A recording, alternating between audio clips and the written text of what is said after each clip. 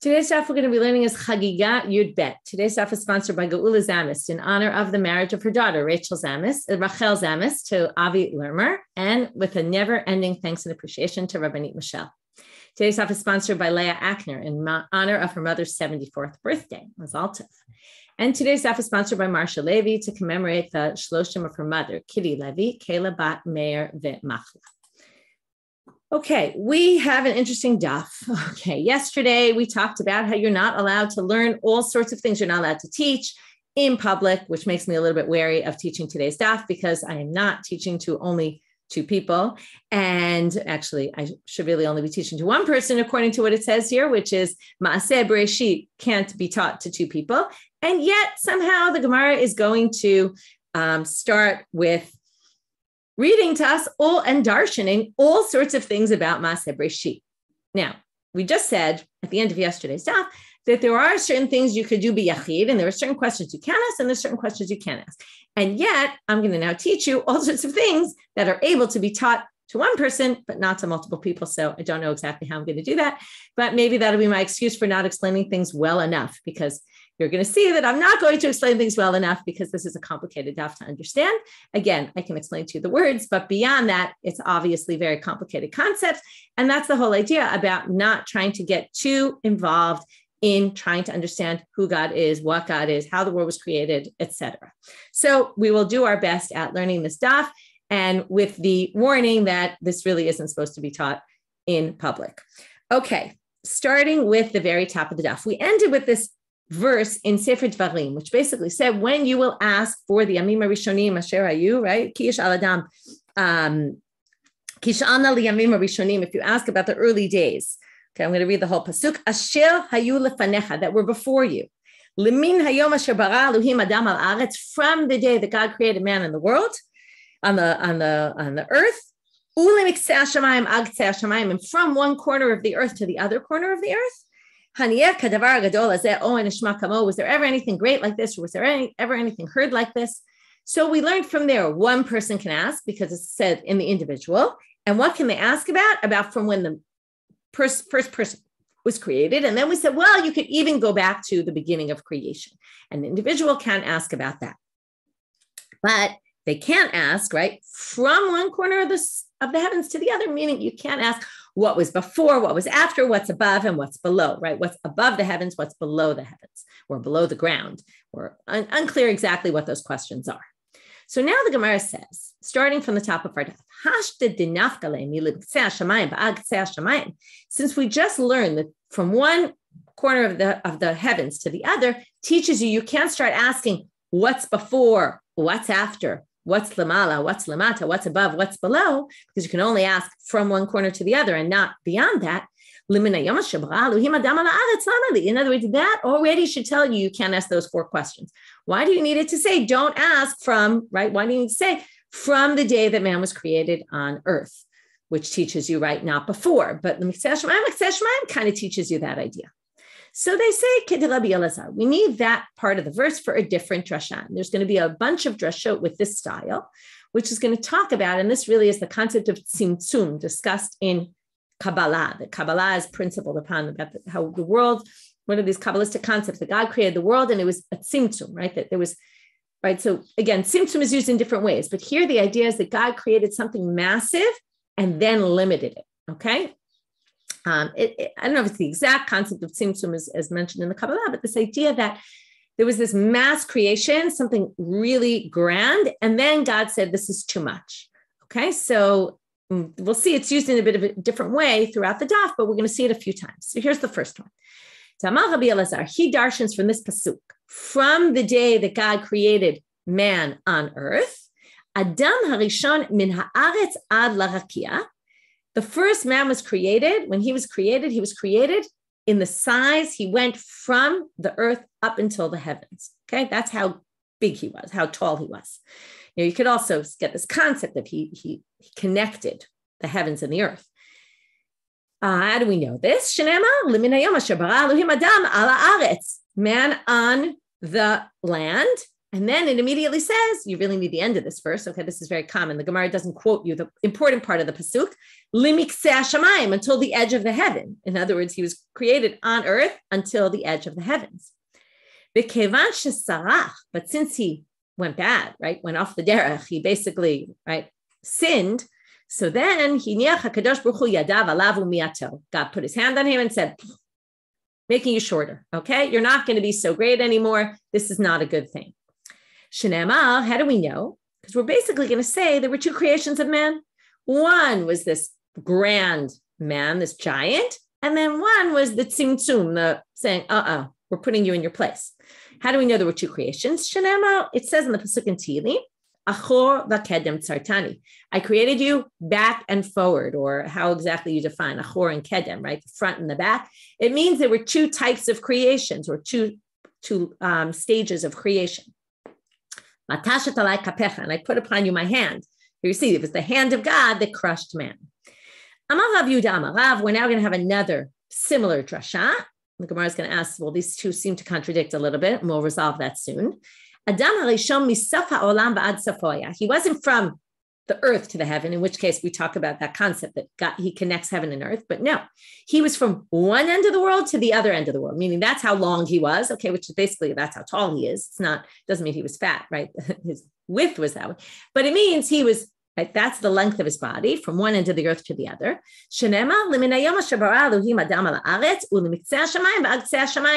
It says, man was created, and then it says from one edge of the, now it does say heavens, but they mean from one edge to the other. He basically spanned the entire world. Since he went bad,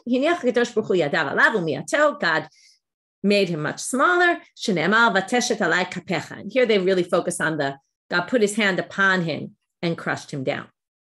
So we seem to have a contradiction. Is it from the earth to the heaven, or is it from one end of the earth to the other? To which the Gemara answers, this is, if you remember from the first sugya in bracha, we had all these different times and we said, oh, they seem to contradict. And then we said, oh, no, they really mean the same thing. It's just different ways of saying the same thing. Likewise, this is different ways of saying the same thing. Okay, either his body was that way or it was this way. Either which way, it was massive and it really means about the same thing. V'amar Rav Yehuda Amar Rav. Again, I'm dealing with this Gemara simply on a pshat level. Okay, I'm not getting into, there's much to be said here on a, trying to understand what's the meaning of all this. And, that's already getting into territory that I don't feel comfortable treading into, not only because it says, don't teach this in public, but also because I find it very complicated and I don't have a good enough grasp of it. But Amar Rav Yehuda Amar Rav. There were 10 things created on the first day of creation. What were they? Eluhen, Shamayim va'aretz, okay, heaven and earth. We're going to go through and see these all in the verses. Tohu vavohu, okay, which we'll have to explain what is tohu, what is vohu. I don't know if it'll really help you, but we'll see how they define it. Or vachoshech, light and darkness. Ruach v'mayim, wind and water. Midat yom umidat laila, the length of the day and the length of the night. Shamayim va'aretz dichtiv, okay, first verse in the Torah. Breshit bara Elohim. Et hashamayim ve'et haaretz. We're going to have a whole discussion about this further on in the daf. How was it created? Which was created first? Which was created second? Why are there ets in the pasuk? What does that come to do? We'll have a whole discussion of this further on. Tohu vavo dichtiv haaretz hayta tohu vavo, and the land was tohu vavo, which some people seem to describe the land before creation. Here they're saying, no, this was created. The tohu and the vohu was created, right? Normally people define this as chaos, right? Tohu vavo is one term as being chaos. The word was chaos before, but here Rav Yehuda says, no. There's something called tohu, there's something called vo, and they were both created on the first day. And it's describing the aretz on the first day was tohu vavohu, or v'choshech, choshech dichtiv v'choshech al pnei tahom, right? And there was darkness on the surface of the depths. And or dichtiv vayomer Elohim yihi or, and then God said there will be light. We all know this from day number 1. Ruach v'mayim dichtiv v'ruach Elohim merachefet al pnei hamayim, and then it says that the spirit of God, the wind of God, whatever that means, was floating on top of the water. So there you see there was water and there was wind. Midat yom u'midat laila dichtiv vayi erev vayi boker yom achad. It was night and it was morning. So there's daytime and there's nighttime, and they each got their time frames. Tana. So now there's a bright about this tohu. What is tohu? And I Can't promise you're going to really understand it after this, but tohu is kav yarok. It's a green line that goes around the entire world. The darkness comes from this. Okay, so tohu is the source of darkness, basically.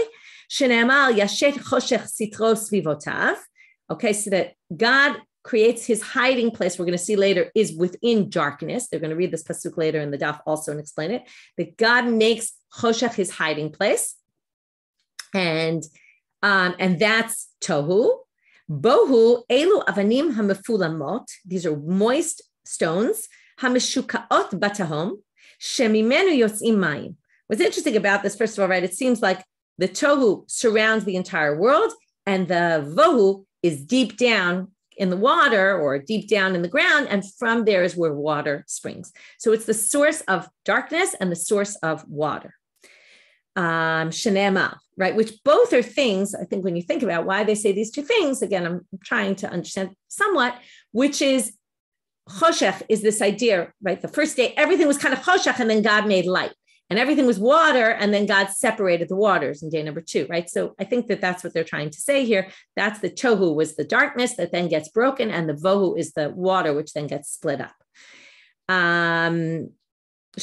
Now, how do we get that it's this tav? Forget about yarok. I don't know where they get yarok from, that it was green, but how do we know it's this kav, this line?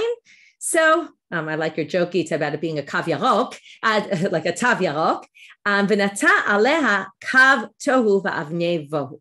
Okay, so God put upon it, right? This is a verse from Yeshayahu, that God put upon the earth, right, a line of tohu and stones of vohu. So that's how you know that the kav is the tohu and those stones are the bohu. Ve'or b'yom rishon ivrei. Wait a minute. Light was created on day number 1. Well, it's pretty clear from the pasuk, but what's the problem? Well, we know God puts the me'orot, the sun, the moon, the stars, those are all created. Those are the sources of light, and they're created on day number 4. So how could the world, right? How could light have been created on day number 1 and then again on day number 4? Right? It says he put them in the heavens, and we'll get to what the Rakia Shamayim is later today. And then it says, and it was day number 4, not day number 1. Again, we're going to say that how we started the daf, like Rabbi Elazar says, the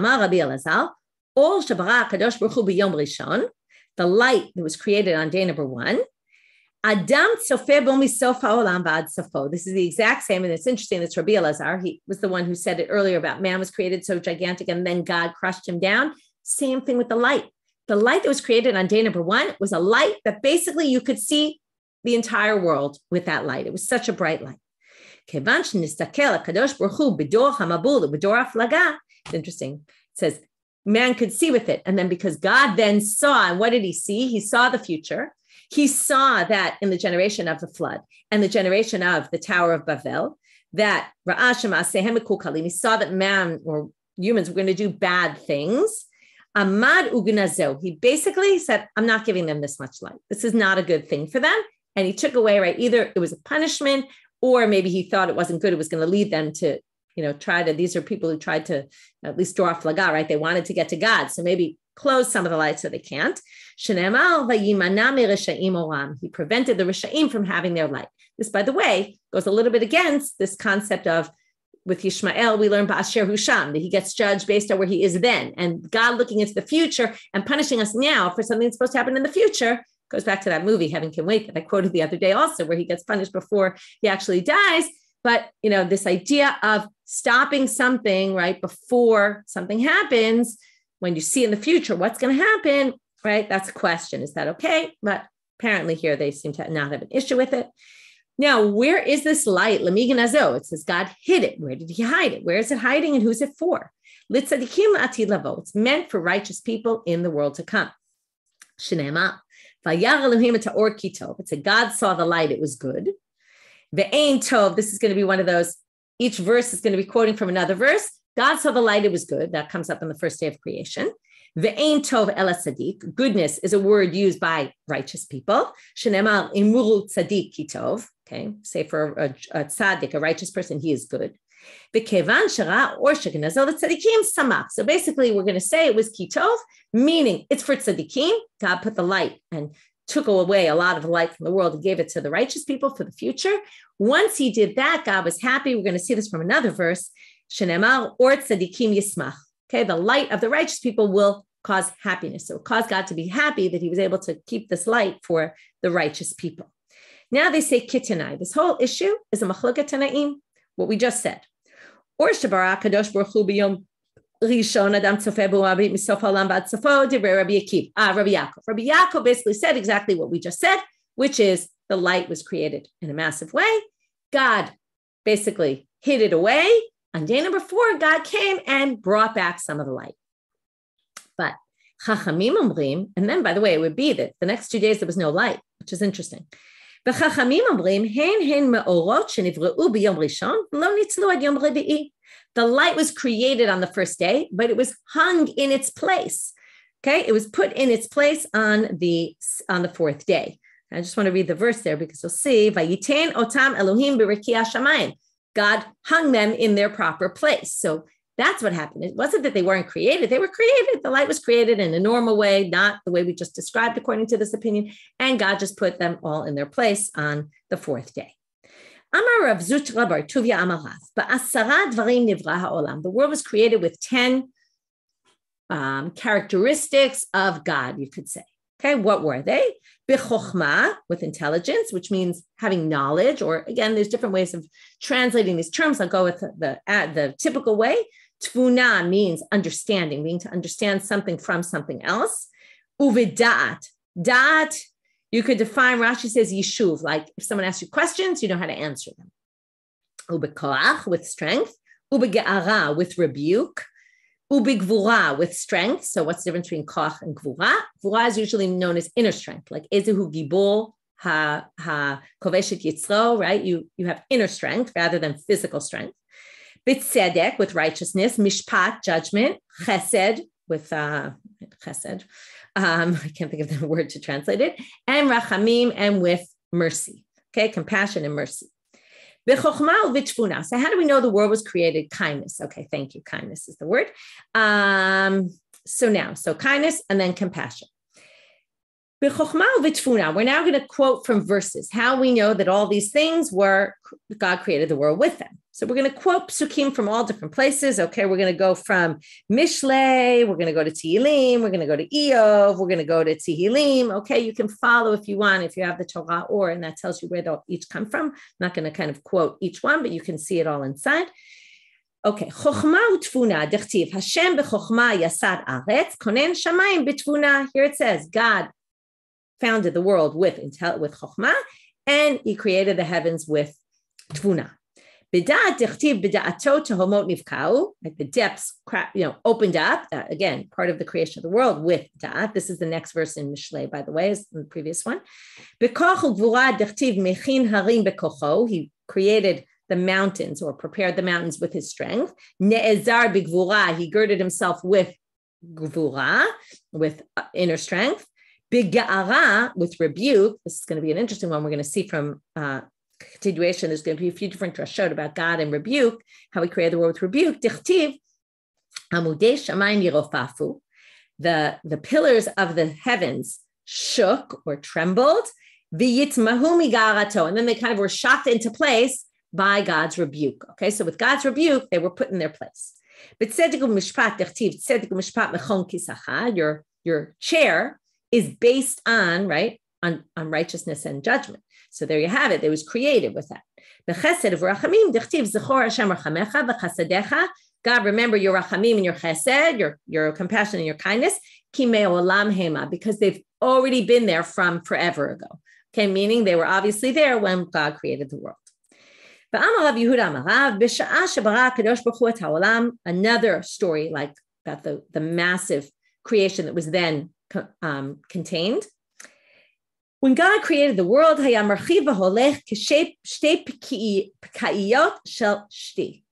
is this? 2 balls of yarn of the shti, right, of the weaving. What happens with a ball of yarn when you let it go? We all know, right? It starts unraveling and you really can't catch up to it, right? You try to catch up to it and it just keeps going. That's what happened when God created the world. It just kept going and getting bigger and bigger and bigger, almost spiraling out of control. That would be the way to say it. We were talking about the Ga'ara. God rebuked the world and said, what are you doing? Stop. Okay. Again, same pasuk, we're darshaning in a different way now, but the same kind of, right? This is the idea we talked about before, about the vastness of the creation, and then God said, stop. And this is what Rish Lakish says, Ani El Shaddai. What does it mean? Why is that a name of God? Ani Shamarti La'olam Dai. Comes from, I said to the world, enough, stop. Okay, don't be as big as you're planning to be. Right? This is what we know, kind of, that's what happened in creation. Things went out of control, right? People started sinning. It's the end of Parshat Breshit. It's that terrible, section where it basically says God sees, right? He's all upset because he sees that what he created kind of got out of control. So, Amar Rish Lakish, same idea. When God created the sea, it started to hayam archiv v'holech. It just kept going and going and going.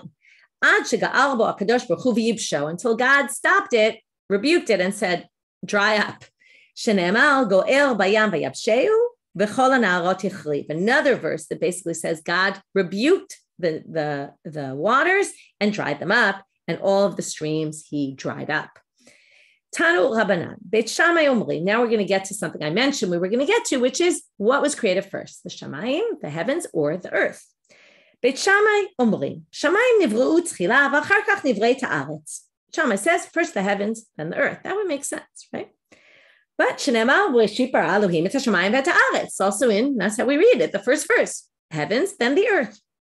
Beit Hillel Omrim, eretz nivrei tchila, v'achar kach shamayim. No, first earth was created, then the heavens. Shenemar b'yom asot Hashem Elokim, eretz v'shamayim. A less known verse, but also very important. Second chapter of creation, it says, and on the day that God created earth and heavens, their earth comes first. First, we're going to see Machloka Beit Shammai Beit Hillel. Then we're going to see that there's a third opinion, okay, of the rabbis that disagrees both with Beit Shammai and with Beit Hillel. You're trying to think, what could that be? Well, you'll see. So Beit Hillel Amru lahem Beit Hillel Beit Shammai. So now we're going to have a discussion between them. Adam boneh aliyah v'achar kach boneh bayit. Doesn't make any sense. You're going to build the second floor before you build the first floor. Obviously, you can't do that. It has to have something to be founded upon. God created the heavens, his stair, right? His second floor. Okay, and agudato al eretz yisada. It was founded on earth. According to you. If you want to have a chair with a footstool, okay, you want to put your feet on something. What you're going to put your feet, you have to first measure the chair and then know how high your footstool needs to be. Otherwise, it's not going to fit, right? Your feet aren't going to end up very comfortable there. Here's a pasuk where God says, the heavens is my throne and the earth is my footrest. So obviously, if you're going to have a chair and a footrest, your chair is going to be built first. So that's Beit Shammai. Chachamim omri, they were both created at the same time. Shenemar, af yadi asta eretz v'yamini tipcha shamayim. My right hand put the world, right, founded the world, and my right hand tipcha shamayim. Even my hand, yasta aretz, and my right hand did the heavens. I called them both, and they stood at the same time. So here you have this description. They were created at the same time. V'idach, now we have a big problem. So this pasuk seems pretty clear that they were created together. So how do we understand that they were created one before the other, either which direction you go in for Beit Shammai, Beit Hillel? Idach ma yachdav. So how do they understand yachdav? They were created independently. And again, each one according to their opinion, which one first? Once they were created, they were put together, and then they were inseparable. Okay, that's what it means, yachdav. Kashu kraya hadade. Either which way, we have this contradiction of the psukim. Shamayim aretz, aretz shamayim. How do we deal with that? Amar Rish Lakish kishenivre'u bara shamayim v'achar kach bara haaretz ukishenata nata haaretz v'achar kach nata shamayim. There was the creation of it, and then there was the placing them in their place. This is just like we saw with the light. There was the sun and the moon and the stars were created, but they were only put in their place on day number 4. First, the heavens were created, then the earth, then the earth was put in its place, and then the heavens were put in its place. Okay? That's a way to rectify the situation. my shamayim. So now the word shamayim, where does it come from? If you ever think about it, what's the etymology of the word? Shesham mayim. That's where the waters are. Remember the whole machloket? When it rains, are the waters coming from down below, or are they coming from up above? This obviously is of the approach that the waters are from up above. B'manitatana esh umayim. How do you get fire and water from here? So some people say sha mayim. If you kind of take a break, sha could be written in Hebrew as shin aleph, and then switch the letters, and you get esh, fire, and then mayim. So why fire and mayim? How did God create the heavens, the firmaments? From water and fire mixed together, which again just shows this miraculous type of thing, because fire and water we know don't mix. God mixed them together, and with that created the heavens. Sha'al Rabbi Yishmael et Rabbi Akiva k'shayu malchim baderech. Rabbi Yishmael and Rabbi Akiva are walking on the path together. Rabbi Yishmael, we're going to see a lot of these stories coming up about people asking people questions on the path, which reminds me, one of those stories in Daf Michelle Farber this week. So I recommend, by the way, Daf Michelle Farber starts with the Mishnah from yesterday about this idea of not learning Torah and, certain things in the Torah, and then continues with some of the stories that are coming up. Anyway, Sha'al Rabbi Yoshua Rabbi Akiva, while they were walking, Amarlo, Atasha Shimasha Nachal Mishkam Zukaf Bet Shana. Listen, you were a shama, you were in the presence of Nachal Mishkamzu for 22 years, Rabbi Yishmael says to Rabbi Akiva. Why is that important? Shayad Doresh Kol Etzin Shebetorah. Nachal Mishkamzu was known, and so was Rabbi Akiva, for darshaning all the etz. Now you see why, because he studied with Nachal Mishkamzu, and he would darshan all the etz in the Torah. So, et hashamayim ve'et haaretz, ma haya doresh behen. I want to understand, what do you do with the etz in that pasuk? Amar lo, ilu ne'amar shamayim va'aretz, hayiti omer, shamayim shmo shel HaKadosh Baruch Hu. If it had said, Bereshit bara Elohim hashamayim va'aretz, you would have thought it meant in the beginning God created heaven and earth. Now, it's hard to read this pasuk any way than we know it to be, but what they're suggesting here, and this is based on also the climate in which they lived, about people believing in multiple gods, said people would think that maybe Shamayim and Aretz, people all think that there's a God of the heavens, there's a God of the earth, there's different gods. And the people will think that these, either God created other gods, or it's just a description. Bereshit bara Elohim Shamayim va'aretz. That's the name of God. His name is God Shamayim Eretz. That's his name. And you might have thought that these are different gods, or that the God is in the heaven, God is the earth, God, right? That you would have come to this misconception, which again, living in those times, it was very clear why they were concerned that people would come to that misconception. Now it's unmistakably that God created something. Once you separate God from the heaven and the earth with the word et, he created that, right? It's like saying, even though et doesn't really have a meaning, it just means this is what God created, and that it's not shamayim mamash and eretz mamash. It really means the heavens and the earth, that they were created by God. Now he says, okay, well, that explains the first et. God created et shamayim va'aretz. You don't need et hashamayim ve'et haaretz. So et haaretz lamali, turning now to amabet, la'kedim shamayim la'aretz. They're separated because if you had said shamayim ve'aretz, you would have thought shamayim and aretz were created at the same time, which is what the rabbis had said. But remember, we had a machloket, and we said in the end that really the heavens were created first, and then after the earth. So, and then everything got put in its place, first the earth, then the heavens. So this second et comes to distinguish between them in terms of their creation was not at the same moment. Now, if we mentioned before the first sugya in brachot, another interesting thing about the first sugya in brachot is that if you remember the Mishnahs there, starts off with where do we read Shema at night? Then it says, when do we read Shema in the morning? And then it says, in the morning, there's this number of brachot. And at night, there's this number of brachot. It's an ABBA structure. So now they point out that the beginning of the Torah has that same ABBA structure. Ha'aretz hayta tohu vavo. Next pasuk, after it just said, created the heavens and the earth, then it starts to describe the earth and not the heavens. So, michti b'shamayim atchil b'reisha, ma'ishna dekachashiv ma'aseh eretz. Since we started with shamayim, why didn't we then talk about the shamayim? Why did we start with eretz? Okay, women might not love this analogy, but Tana Debe Rabbi Yishmael, he says, Mashal lemelech basar vadam. It's like a king. Sha'amar la'avadav ishkimu lepitchi. He says to his servants, come, wake up early and come to my door. Hishkim umatzah nashim ba'anashim. He gets up early and he sees men, he says women and men. Okay, interesting to put the women first. Lemi mishabeach, and you'll see why. Who does he praise? Lemi she'eno ein darko lashkim v'ishkim. The one who's less likely to wake up early and be there early at his door, those are the women. They were much less likely to show up there, and yet they showed up early. He's going to praise those women because, wow, impressive that you got here so early. I don't know why they assume that, right, women are usually up very early, but maybe they're not able to get to work early, right, and be at the king's house because they're busy dealing with children. I don't know exactly the meaning of this image, but anyway, they say that's the way the Aretz was. God decided that heavens were going to be created first, and not the heaven, and not the earth. So you wouldn't expect earth to show up right away. They wait their turn, right? But earth said, no, I want to be there right away. And because of that, because of that, God praised the Eretz and gave it first mention. Tanya, Rabbi Yossi Omer, Oy lahen labriot sheroot ve'enan yodot. Ma root? Ein yodot. Let me start again. Rabbi Yossi Omer, Oy lahen labriot sheroot ve'enan yodot ma root. Woe is to the people who see, but they don't really understand what they're seeing. So that's actually a theme that we talked about already. The ro'ev eino nireh, and the people who can't see. Okay, we talk about connecting this to other things we've talked about. So people see, but they don't really understand what they're seeing. Omdot ve'ein yodot amayim omdot. They stand. You stand on the world every day, and you don't really understand on what are you standing. What is the earth standing on? What is that standing on? So now we're going to have a whole description.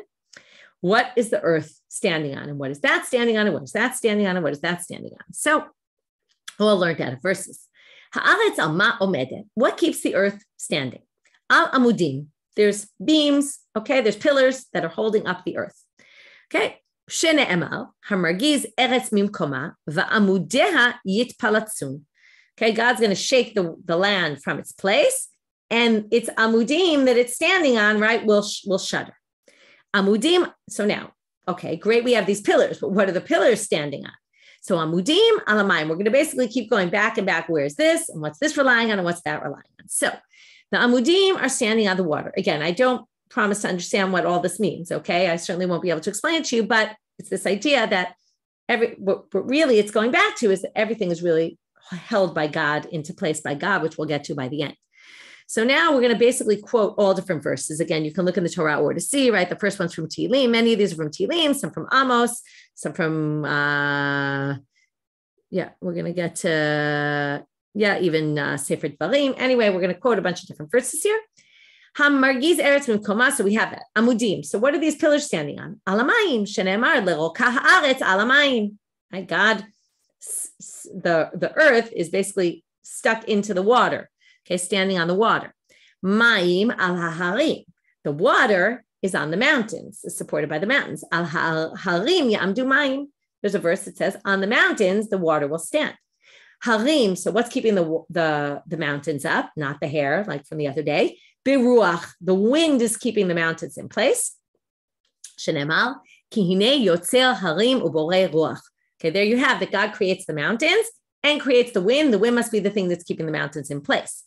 Ruach, what keeps the ruach? B'sa'ara, a storm is keeping the wind. Shenemar b'ruach sa'ara oseh dvaro. Okay, so there you have the ruach together with the storm. And sa'ara tzluya b'zro'o shel HaKadosh Baruch Hu. This comes from the end of Sefer Dvarim in Bezod HaBracha, Ma'ona Elohei Kedem, u'mitachat zro'ot olam. Okay, so they say the word sa'ara doesn't appear in that pasuk, but they're basically saying when we get to the last one in the end, it's all mitachat zro'ot olam, underneath the arms of the world. What are the arms of the world? That's God, basically. God is holding up so now let's just go through. God is holding up the storm is keeping the wind is keeping the mountains the water are the pillars the earth. And that's how we're all standing, basically by being held in the hands of God. The Chachamim omrim. Okay, the rabbis say, by the way, you talked about these amudim, how many are there? And this is taking a theme that's a universal theme of the world and connecting it to specifically the Jewish people. Who's keeping the world going? The Jews, basically, is what he says. Al shnei misrei amudim omedet. There's 12 pillars. Shene'emal yatzeh gvulot amim lemispar b'nei Yisrael. Okay, the gvulot of the world, the nations, are held up, right, in the numbers of the Jewish people. This concept, the Jews are what's keeping the world standing. The Yesh Omrim Shiva Amudim. Okay, not everybody agrees with Chachamim's approach. Some people say it's 7 pillars. How do we get this? Shene'emar Chatzva Amudei Shiva. Again, this place where Amudim are talked about, pillars, and it says there's 7 of them. What's the Amud Echad? V'tzadik Shmo, Shneimar v'tzadik Yisod Olam. 7, by the way, we know from Kabbalistic, right? That 7 is this magic number, and that's why 7. 1 is this one tzaddik is basically keeping the world standing. Amal Rav Yehuda, Shnei Riki'im him. Now we're going to get to a topic that's going to take us basically till almost the end of the daf, which is the Riki'im. These are the firmaments in the heavens, different layers. How many are there? We generally say there's 7, but you're going to see here there's a machloket. Rav Yehuda says there's 2. Shnei Riki'im him, Shneimar, Hen Lashem Elokecha, Hashamayim, Ushmei Hashamayim. The Shamayim, there's the Shmei Hashamayim, that's the heavens of the heaven, and that's the 2. Rish Lakish Amal, Shiva, there's 7. Ve'eluhen, and these are their names. Vilon, Rakia, Shchakim, Zvul, Ma'on, Machon, Aravot. Now we're going to go through each one of these, and he's going to learn them out from verses in the Torah. Vilon, Eino Meshamesh Klum. Okay, the Vilon, he's not going to actually learn it out from a verse. This just doesn't really have a purpose. Okay, Vilon is a shade. So here's going to describe the bottom one. What does it do? We're going from bottom to up, up, up, up, up. Basically, the sun enters into the firmament. We've actually seen sugyot about this during the day, and that's what makes the sun viewed in our world. When it leaves the bottom firmament at the end of the day, then it becomes hidden from us, and that's why there's darkness at night. Now, and that's mechadesh b'chol yom ma'aseh bereshit here. So now, Shenema hanoteh kadok shamayim vayimtachem ka'oel hashavet. God created he put up the heavens, and he made them like an ohel, right? An ohel always has like a sheet, kind of like a shade. So there you see, there must be some part of it that's like a shade. That's the bottom one. Rikia. Okay, the next one is Rakia. Shabo chama ulevona kochavim umazalot kfuim. The next one has the sun and the moon and the stars. They all live in the next level up. Again, what all this means, right? So is, a good question. So now, Shene'emar ve'yitin otam Elohim be'rekia shamayim. There you have it, exactly from Bereshit. It says God put them in the rekia shamayim. So yes, as Gita pointed out, the previous verse doesn't say the word vilon. It just describes it as this ohel, which is like, right? It's like it has a curtain, so they call it, and it's called the curtain. The next one, rekia, comes from a verse. Shchakim. Shebo rechaim omdot v'tochanot man latzadikim. This one seems like it was used maybe only in a particular generation, or maybe the tzadikim still get man, but the shchakim, comes from lishchok, is to grind. Okay, so God grinds the man for the tzadikim. Shenemar v'yitzav shchakim mima'al v'daltei shamayim patach v'yamter alehem man le'echol. Okay, it's a verse that describes that God commanded from the shchakim that the man is going to come down. So again, bottom one, the sun goes through during the day to be seen. The next one, it's where the sun and the moon and the stars were kind of placed. And the one above that has where the man was, God creates the man from there. Zvul. The one above that, number 4. Shebo Yerushalayim u'beit hamikdash u'mizbeach banoi Michael sar gadol omed makriv alav korban. Okay, we've talked about this before, that there's a mikdash down below, and there's a mikdash up above that lives in the zvul, in the 4th level. Shene'emar bano baniti beit zvul lach. The word zvul comes up in Shlomo's prayer after he builds the temple. It says, I built a beit zvul for you, a place where God will dwell forever. Now that seems to be down below. So what does it mean? How do we know that this is up in the heavens? A verse that puts the word zvul into the heavens, basically. So we say that's where the mikdash is. Ma'on, the next one, 5th. Okay, this is where the malachim hang out. They sing during the night. During the day, they're silent. They let us talk during the day. And at night, they sing to God. One during the day for God to listen to us. So they're silent. How do we know this? Okay, God commands them to have chesed on us, pity on us, or kindness for us, that they're silent while we pray to God. And at night, they sing together with God. Amar Rish Lakish, other drashot on this pasuk. If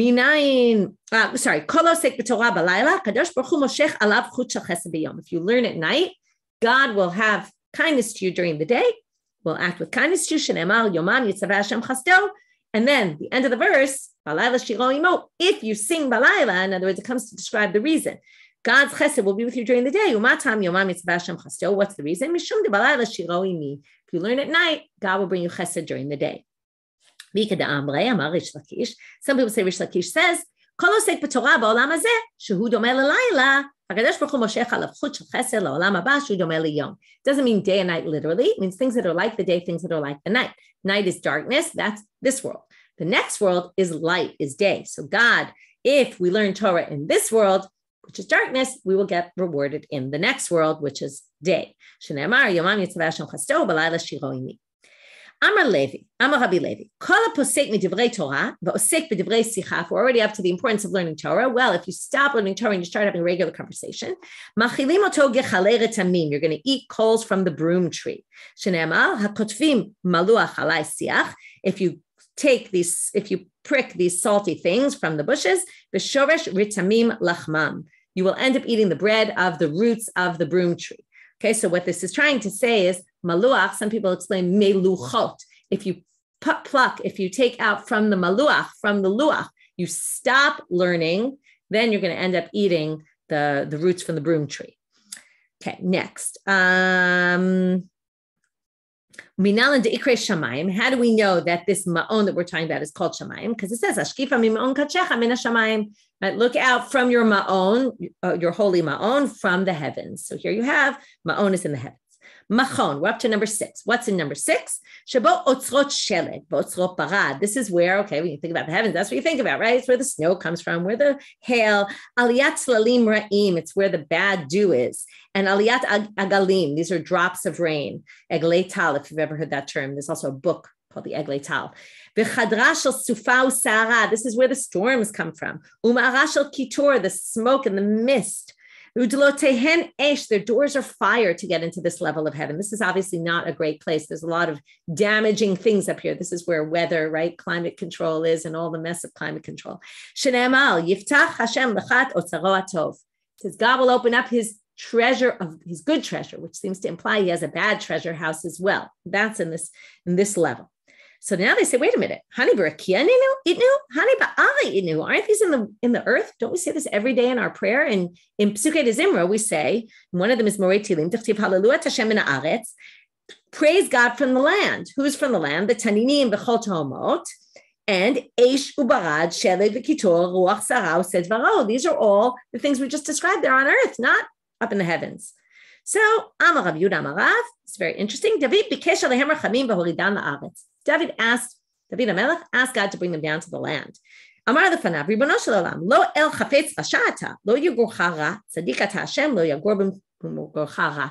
I don't want bad things to abode among you. Because what's the concern? First of all, God, you're good, shouldn't have bad things. And I think the concern is, if God held them in his hands, right, he could bring them upon us in anger and really destroy us. If they're already here on the earth, then they're not as bad when they come to us. So that's that idea. How do we know that this part, machon, is called shamayim? Okay, the machon of where you dwell up above. Aravot, the last level. Shabot tzedek mishpat u'tzedakah. Okay, righteousness, mishpat, judgment, tzedakah, also right, also righteous, like from tzedek. Ginzei chayim, ginzei shalom, the storages of life, the storages of peace. The storages ginzei bracha, of blessing. Okay, I guess right. Tzedakah is charity. Thank you for the correction. V'nishmatan shel tzedikim. Okay, the nishamas, the souls of the tzedikim. Ruchot u'nishamot sha'atili barot. Future things that are going to be created, and winds and souls. Tal sha'atila kadosh baruch hu la'chayot b'mitim. God will ultimately bring dew to bring back the resurrected dead. So where do we get all this from? Tzedek u'mishpat dechtiv. Tzedek u'mishpat mechon kisacha. Your chair. Okay, the idea here is that this is where God is sitting. So anything that's connected with God directly is going to be there. So that's tzedek u'mishpat. Tzedakah dechtiv vayabesh tzedakah k'shiryon. He wears charity like a shield. The shield is right up against your body. Ginzei chayim dechtiv ki imcha makor chayim. With you is the root of life. Ginzei shalom dechtiv vayikalo Hashem shalom. He was called the God of peace, so that just defines God. It must be with him. Ginzei bracha dechtiv yisa bracha me'et Hashem. You will get a blessing from God.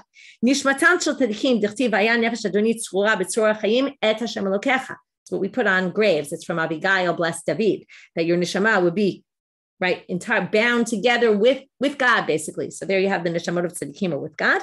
Ruchot u'neshamot she'atir kadosh baruch hu libaraot, the future ones, dichtiv.